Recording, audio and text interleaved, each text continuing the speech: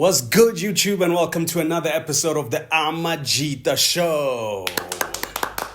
As you all know, Lina Lagake Israel S. Ditsele, the Robert Marawa of this show. That's born. And I am not alone, I am with Benjamin G, Mr. Man of the Match, Ditsele. Yeah, anyway, this is the recap of the MTN 8 semi-final, Orlando Pirates against Cape Town City.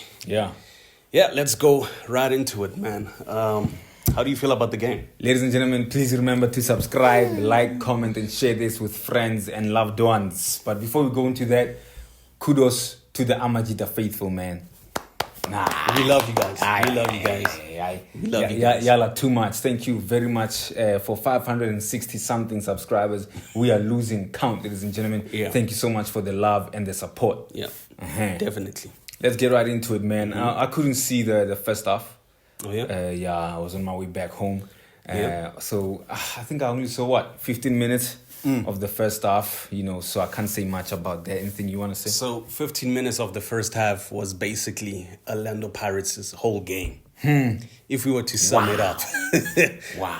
All right. So, they definitely dominated the first quarter, They were pressing, and you could tell that they wanted an early goal just to give that momentum to say, hey, maybe within another quarter they could get a second one or leaning towards halftime, But then, it's as if immediately after they scored, they lapsed because Cape Town City picked up to the pace. And then from there, it just went Cape Town City's way, especially in the second half, which was...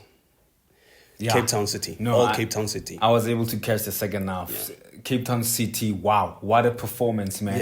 Yeah. What a performance. Like, I want to say something. But Cape Town City absolutely outplayed Orlando Pirates. Yeah, especially in the second half, both coaches said that. Both coaches agreed that, listen, Cape Town City was much more dominant the second half. The second half, yeah. No, absolutely crazy, man. The first chance in the second half, Cupido beating players, going all the way. But what a challenge by Sesane, boy. My man of the match. Yeah. To be quite honest with you. Honestly. My man of the match. Yeah. Kudos to Sipho China, but I don't know what he did, because both keepers conceded 1-1 goal. And they both made quite, significant saves because Sipho China made 3 saves. And I'm like, wow, sure. that makes you man of the match. I didn't go keeper. Listen, not downplaying the hard work that he puts in. But, for me, someone else deserved the man of the match. No, honestly, Sipho China has improved. Yeah, I can see now he's more vocal. For sure. He's communicating more. So he is, I think as this season goes by, I think he's going to be one of the greatest keepers in this league. So not taking anything from him. He made some great saves and he has improved. However, Sesane, what a performance, Mfana. Too much. That challenge that I'm specifically talking about, Cupido. Yeah. Joe, the maturity that he showed, I'm like, dude, that's Bafana level. Joe. Anyone would have just dived in or dove in rather and just, cost a penalty. And that did that literally seconds before. Okay, let me watch my words. But in that, I know what an awful performance, bro. Yeah. And to think he's the captain, but anyway. Like we all know Nda, his capabilities, his quality. Yeah. Today he was nothing close to that, But shout out to Sesane, what a great challenge. Yeah. And the overall performance, he was just great, man. Too much. But what do you think of Mofokeng's performance, rather? Do you think... Actually, never mind Mofokeng, but the team holistically, do you think the conditioning played a role? Because I heard Coach Rivera as well saying that, the pitch wasn't that good. But I also think, you look at the weather in Cape Town and the fact that they also had a rest day. Do you think it's a thing that players aren't able to adapt quickly to the weather changes? Because obviously in Gauteng, Soweto, it's hot. You get what I mean? Kantlela, it's the coast. It's a bit windy. It's a bit rainy. That you have 4 seasons in one, and you get what I mean. Well, I think when you put it this way, I'm gonna have to agree with Sipho China, man of the match, when he said we are professionals. For me, if you are a professional, you are going to play the game. Listen, not taking away from the fact that these things do affect. I remember the MTN final last season, Pirates versus Sundowns. You remember Moya Nuira? Oh yeah, Baraile bolo da bole so and everything like that. So it does affect that.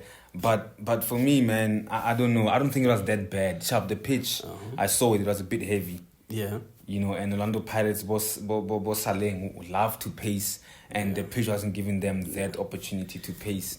There were some balls that were being passed in the air unnecessarily, but it's because of the ground. The heavy. Okay. Yeah. So anyway, to answer your question precisely, Brayaga, I genuinely think that nobody can come in and say, you know, the weather this, the weather that. For me, they should be used to it by now. They've been traveling all these seasons, going to Cape Town and all those things. So, I don't think the weather conditions should... And you arrive there days before. It's not like you arrive on match day. So, I can't say it's so they should have been conditioned in any way. Yeah. I think they just genuinely tired. Nah. Yeah, they just... And Africa, it's about telemedicine, fam. I was about to say, if... Batswadi prelim, and then this is just a taste. Exactly. They're in it for it, you know. Facts. They're in it for it. And again, with the traveling, they're going to be traveling into Africa. Well, they always complain about the conditioning, that it's way too hot there. It's cooler home. Exactly. But yeah, anyway, what I found funny was the players that we spoke of literally came off the pitch. All of them. All off. All off. I really found that surprising. I was like, yeah. Did Maswangani get off as well? Oh, Maswangani. He played until the end. Okay, yeah. He played until the end. It was more for getting my bars, Alma. Saleh. Hey. Yeah. No, but they tired. But then if they are tired and fun, then they have a long season. It is going to be a long season. I want to highlight, Rhodes, Cape Town City. Oh. Yeah. Never mind the goal, but he was like the goal was coming. If there's a player that deserved to score or to be part of the goal and be involved, it's Rhodes. Definitely Rhodes. You know, 61st minute, the goal from Cape Town City was coming. In fact, they deserved it. True. You know, but how bad was the zonal marking from Orlando Pirates today, bro? Very bad. They were always being pulled to one side. All of them, every time. If Cape Town City was playing to the wingers, I almost said Orlando Pirates, rather, couldn't find themselves getting well-footed in their positions to mark the necessary players. And it left some awkward spaces where Cape Town City could, could go in and eventually, do what they did. Sipho China and Sasani had a horrible... Not their performance. I'm talking about the overall thing, a horrible experience today. Because how many times are you going to try and tell your midfield to protect you? Yeah, especially Sipho China. You could hear him every time yelling, guys, come back. Exactly. Close this gap. Exactly. Because every time we try to play the ball into the middle, Cape Town City has already had it covered. Yeah. I mean, you could even see with the formation from both teams. The midfield was so overloaded. No. Overloaded. It was a fight of the midfielders, and Cape Town City just showed pure dominance in it. No, it was tough. We're running out of time, but, I think for me, how many times must China and Sasani try to fix the defense? The back line. It was crazy. I even saw Coach Vero after the game going to China, I think showing him some things, a few things over there. But for me, China's behavior was justified.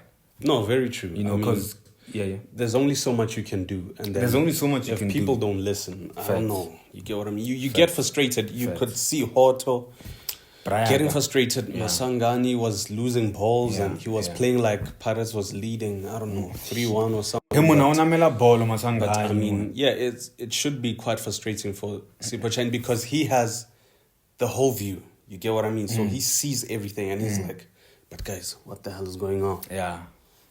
But hey, let us not take away credit from Mofokeng. That goal was also great. How he just, was able to play behind the defense. Cape Town City and, beat an experienced defender like Mkhize with the first touch there. And a great finish as well, unfortunately, Keat couldn't save it. But hey, man, Yeah, he got a hand to it. he got a hand to it, you know. Yeah. But great goal as well from Mofokeng. And in fact, at some points, Pirates saw that and they were always playing Dipolo Gada. Yeah. But it's unfortunate that, the boy got tired and he just couldn't give another, And he has to rest them for Saturday as well. Saturday, ladies and gentlemen, is the second leg. And Yeah. As born. You done? Yeah, I'm done. I just... Also, so we will predict on Saturday what's happening. Okay, we'll cool. Shoot somewhere. Yeah. All right, ladies and gentlemen. No. Well-deserved draw from Cape Town City. Facts. They deserve At to some get point, something out of this they game. could have won. But, hey, man, it's football, right? All right, ladies and gentlemen, Orlando Pirates goes into the second leg with an advantage, obviously, away goal. So we'll see how the game pans out. Ladies and gentlemen, thank you very much for tuning in. Please remember to subscribe, like, comment, and share this with friends and loved ones. From Tina Amajita, as born.